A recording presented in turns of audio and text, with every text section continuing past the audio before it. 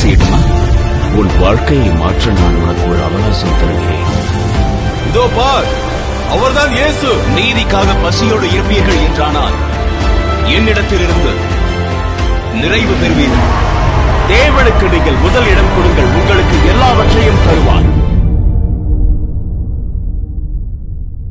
ஆண்டவராகிய இயேசு கிறிஸ்துவின் இனிதான நாமத்தினாலே அன்பானவர்களே, அற்புதமான ஜூலை மாதம் 12ஆம் தேதி வெள்ளிக்கிழமை உங்கள் ஒவ்வொருவரையும் நாங்கள் வாழ்த்துகின்றோம்.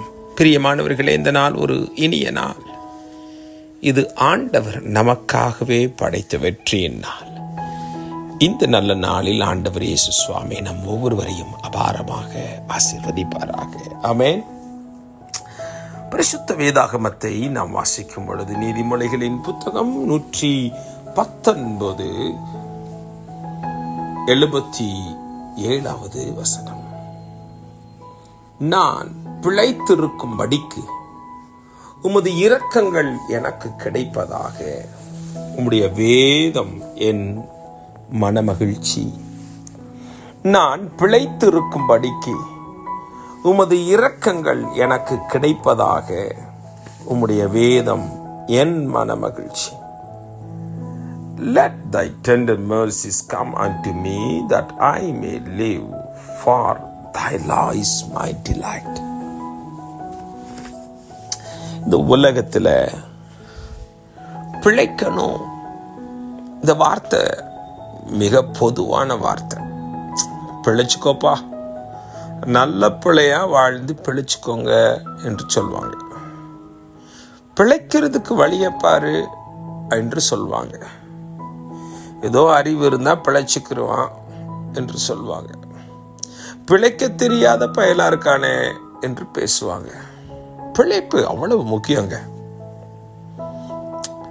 நல்ல ஒரு அறிவாளித்தனம், இப்படி அப்படி என்றெல்லாம் யோசிக்கக்கூடிய ஒரு வாழ்வியல் இந்த உலகம்.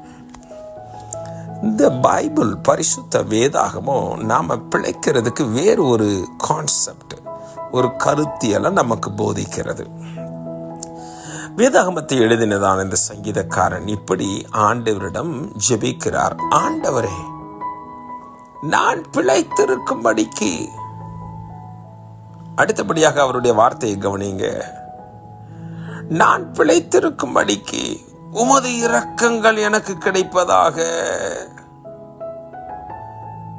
உமது இரக்கங்கள். Let thy tender mercies come unto me, that I may live.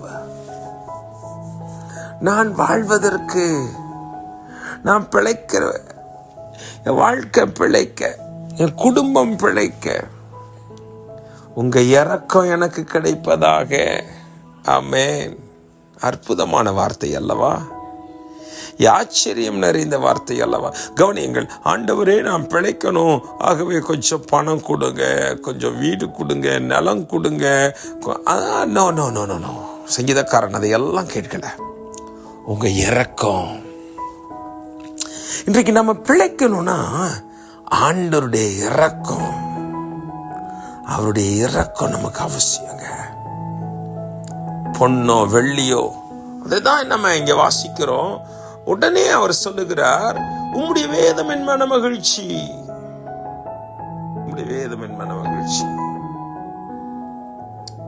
உம்முடைய வேதம் தான் எனக்கு மன மகிழ்ச்சி. அப்படி என்றால் என்ன?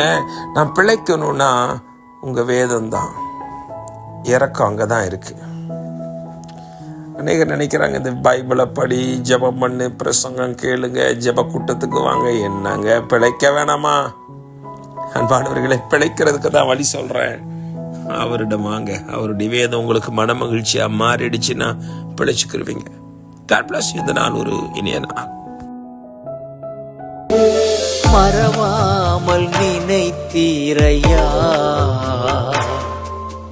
மனதார நன்றி சொல்வே.